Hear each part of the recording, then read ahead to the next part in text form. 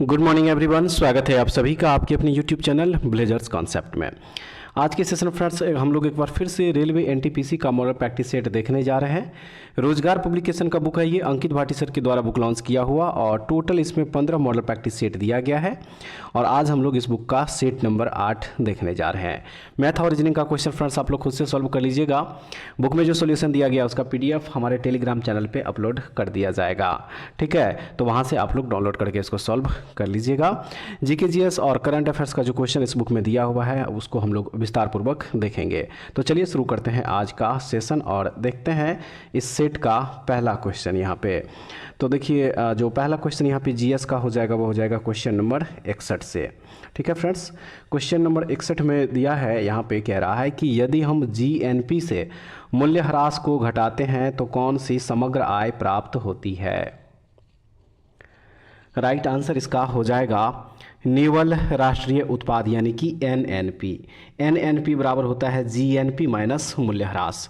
Option number सी बिल्कुल सही answer हो जाएगा, ठीक है। चलिए अब अगला जो प्रश्न दिया गया है इसको देखेंगे। प्रश्न नंबर 62 दिया है, इसमें कौन सा जलमार्ग अटलांटिक महासागर को प्रशांत महासागर से जोड़ता है।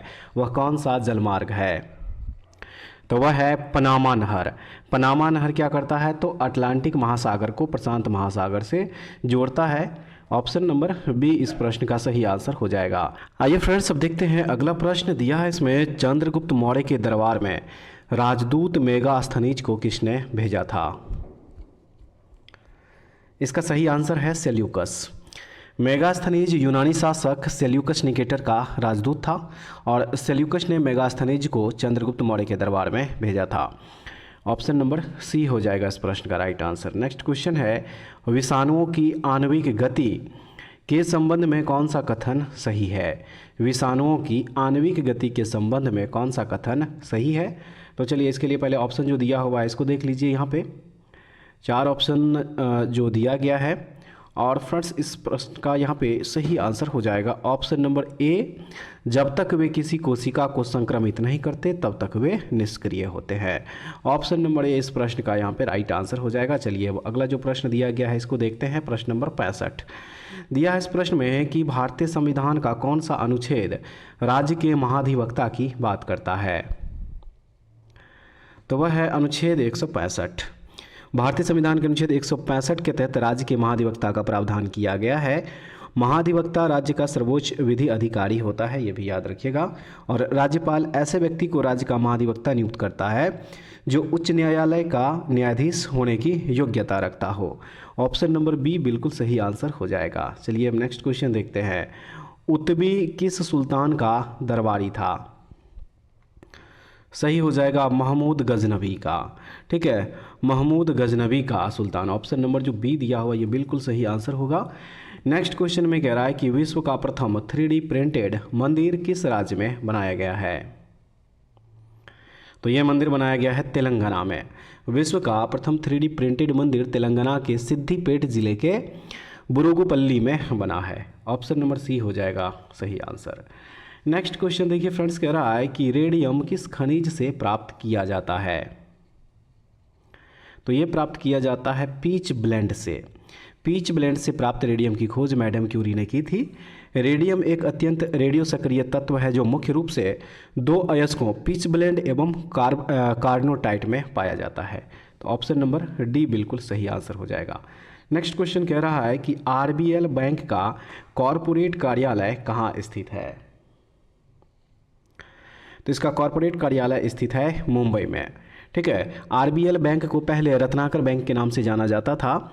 यह एक निजी क्षेत्र का बैंक है जिसका मुख्यालय मुंबई में स्थित है और इसकी स्थापना 1943 ईस्वी में किया गया था। ऑप्शन नंबर बी बिल्कुल सही हो जाएगा। चलिए अब अगला जो प्रश्न दिया गया है इसको देख लीजिए।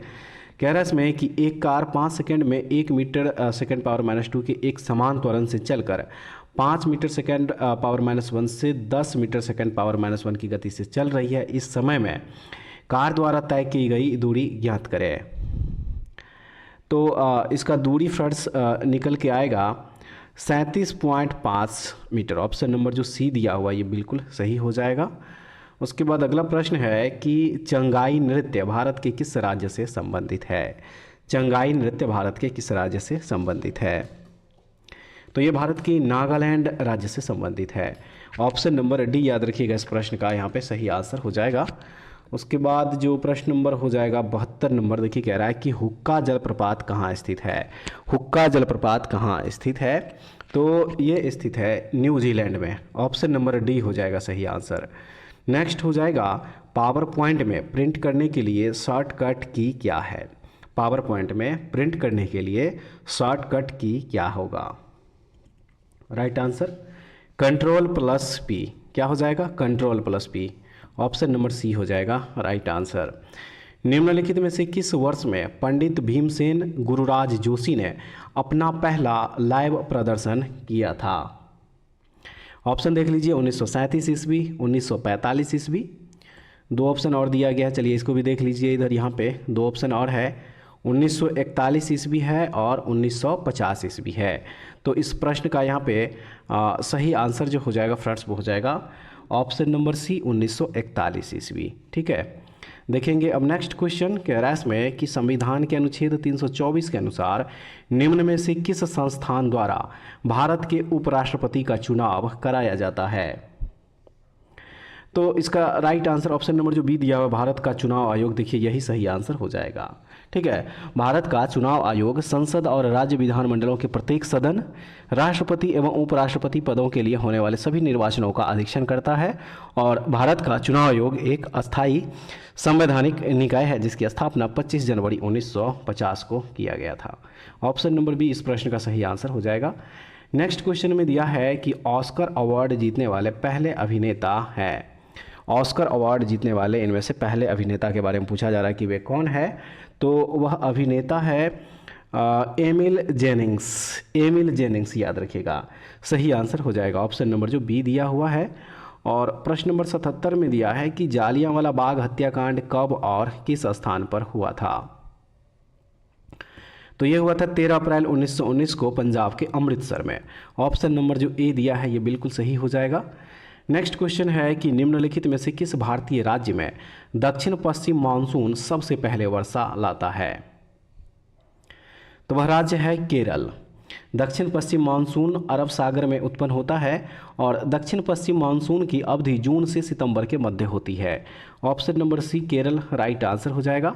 चलिए अगला प्रश्न देखते हैं। पोटेशियम की परमाणु संख्या 19 है और इसकी द्रव्यमान संख्या 39 है। इसके परमाणु में न्यूट्रॉनों की संख्या कितनी होगी? तो इसमें न्यूट्रॉन की संख्या हो जाएगी 20। ठीक है, न्यूट्रॉन की संख्या क्या हो जाएगी? 20 हो जाएगी। न्यूट्रॉन की संख्या बराबर क्या हो जाएगा? द्रव्यमान संख्या माइनस परमाणु संख्या। तो ऑप्शन नंबर जो ए दिया हुआ है ये बिल्कुल सही हो जाएगा। चलिए नेक्स्ट जो क्वेश्चन है अब इसको देखेंगे। निम्न में से किसे कोशिका का पावर हाउस कहा जाता है? तो ये कहा जाता है माइटोकॉन्ड्रिया को।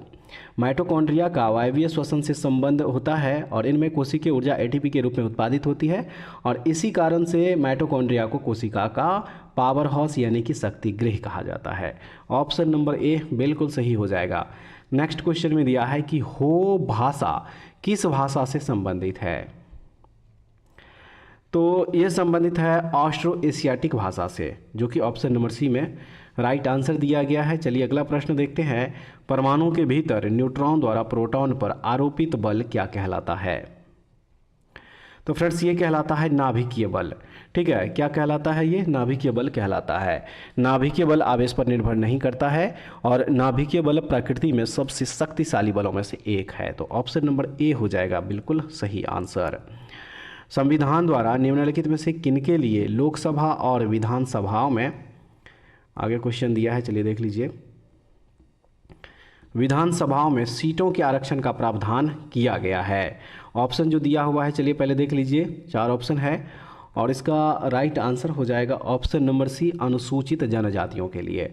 ऑप्शन नंबर सी बिल्कुल राइट आंसर हो जाएगा। और प्रश्न नंबर जो 84 दिया है देखिए फ्रेंड्स, इसमें कह रहा है कि झारखंड में सरहूल पर्व किस ऋतु में मनाया जाता है? तो ये मनाया जाता है वसंत ऋतु में। झारखंड में सरहूल पर्व वसंत ऋतु में मनाया जाता है। ऑप्शन नंबर ए बिल्कुल सही हो जाएगा। अगला प्रश्न है पैठानी महाराष्ट्र की, खाली जगह दिया हुआ है, की एक शैली है। तो ये कपड़ा बुनाई की एक शैली है महाराष्ट्र में। पैठानी महाराष्ट्र की कपड़ा बुनाई की एक शैली। ऑप्शन नंबर बी बिल्कुल राइट आंसर हो जाएगा। देखेंगे अब अगला प्रश्न कह रहा है इसमें कि भारतीय संविधान के अनुच्छेद 360 के तहत जारी एक उद्घोषणा को संसद के द्विसदनों के प्रस्तावों द्वारा कितनी अवधि में पारित किया जाना आवश्यक है। तो चलिए इसके लिए ऑप्शन देख लीजिए। यहाँ पे जो ऑप्शन दिया है सही आंसर फ्रेंड्स इसका हो जाएगा ऑप्शन नंबर डी, 2 महीनों के भीतर। ठीक है, कितने दिन के लिए भीतर, तो 2 महीने के भीतर। ऑप्शन नंबर डी में सही आंसर दिया गया है। नेक्स्ट क्वेश्चन है, निम्नलिखित में से कौन सी पुस्तक रस्किन बॉन्ड द्वारा नहीं लिखी गई है। वह कौन सी पुस्तक है जो कि रस्किन बॉन्ड के द्वारा नहीं लिखी गई है। तो वह पुस्तक हो जाएगा मिडनाइट्स चिल्ड्रेन। ऑप्शन नंबर जो सी दिया हुआ है। ठीक है, प्रश्न नंबर 88 में कह रहा है कि निम्नलिखित में से किस क्षेत्र में चक्रवात को टाइफून के नाम से जाना जाता है। किस क्षेत्र में, तो ये जाना जाता है जापान में। ठीक है, जापान, फिलीपींस और चाइना में आने वाले उष्णकटिबंधीय चक्रवातों को टाइफून के नाम से जाना जाता है। ऑप्शन नंबर बी बिल्कुल सही हो जाएगा। अगला प्रश्न देख लीजिए। टेटनस तंत्रिका तंत्र की एक गंभीर बीमारी है जो विष उत्पन्न करने वाले, खाली जगह दिया है, के कारण होती है।